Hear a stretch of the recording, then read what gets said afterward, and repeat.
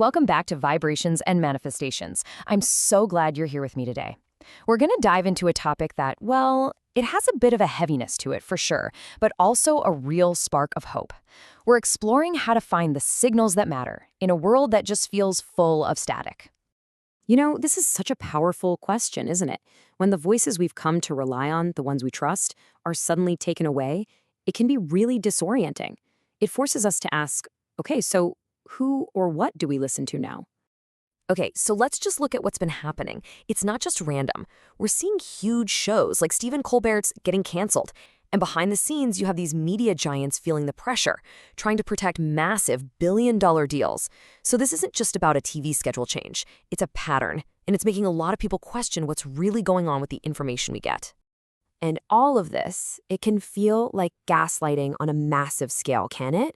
When what you're hearing and seeing just doesn't line up with your own gut feeling. It raises this absolutely crucial question. How do we keep ourselves grounded when the world feels like it's trying to make us crazy? So let's get right into it. Why does truth matter so much? Because having a handle on what's real isn't just some nice philosophical idea. It's actually a biological need for our well-being. So that word, gaslighting, it's all about making someone doubt their own reality. And when you feel that happening on a huge scale from all directions, it has a very real, direct impact on our mental and even our physical health. And this isn't just a feeling, There's science to back this up. Research from places like the World Health Organization shows that being in this constant environment of misinformation leads to measurable increases in anxiety and depression. And maybe even worse, it eats away at social trust, the very glue that holds our communities together. But, and this is a really big but, here's the good news.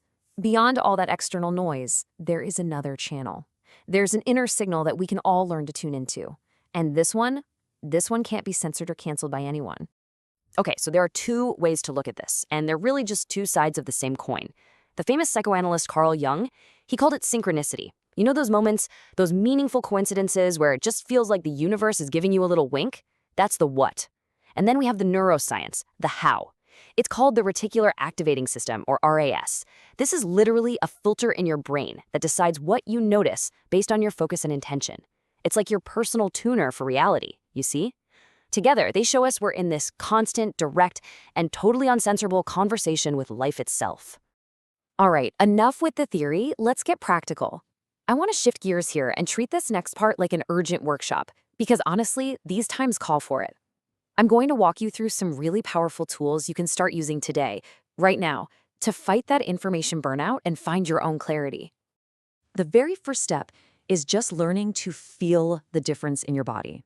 Static, it feels chaotic, right? Constricting, draining.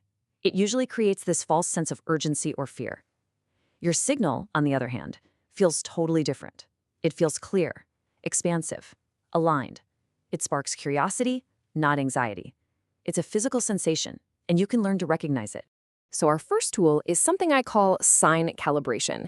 Now, this is not about superstition. It's about priming your awareness, about telling your own RAS what to look for. So you write down one question that feels confusing. Then you choose two unusual signs, one for yes, one for pause. You ask for a sign to show up within 48 hours. And then, this is the most important part, you let it go. You don't hunt for it. You just create the space for the signal to find you. Okay, tool number 2, resonance journaling. This is where you become a bit of a scientist of your own experience. As you take in information, a news headline, social media post, a conversation, just pause and notice. How does it make you feel? Heavy, light, foggy? Does your chest tighten? Does your breath get soft? Just jot it down. Over time, I promise you, you will see clear patterns emerge. You'll know what's static and what's signal for you. And that leads us right into tool number 3, which is all about body cues. Your body is so incredibly intelligent. It often knows the truth long before your conscious mind catches up. So let's establish a baseline. Expansion is your yes signal. That's a feeling of more space, a softer breath, relaxation. Contraction is your no. That's tightness, shallow breath, maybe tension in your jaw or your chest. Learning to recognize these is like having your own built-in truth detector. And guess what? We do not have to do this alone. So for tool number 4, let's try a little collective experiment. Let's set a shared sign for our whole community this week, an open door. And just inwardly hold this question. If we are aligned to protecting truth, show us an open door. And you can breathe with this little mantra: clear signal, kind action. When you see open doors, just notice it. Share it if you feel called to. We're literally building a map of clarity together. Finally, tool number 5 is about taking empowered action. Remember, every click, every follow, every dollar you spend is a vote for the kind of world you want to live in. So make conscious choices. Unfollow that one source that just feels like static. Follow one that feels like a clear signal. Maybe cancel a subscription that supports silencing voices and redirect those funds to an independent outlet. This is how we take our power back, one choice at a time. Whew. Okay, let's just take a breath and quickly recap the journey we've just been on together. From feeling lost in the static to knowing how to find our own clear signal. We started by just acknowledging that real feeling of loss when voices we trust disappear. Then we connected that to the science, seeing how misinformation really does harm our well-being. But then we found our uncensorable inner signal, that incredible combo of synchronicity and the RAS. And we walked through 5 concrete, powerful tools to strengthen our ability to hear it. So, this is where it all comes together. This is your call to clarity. Let's talk about how you can take these tools and really put them into action in your life.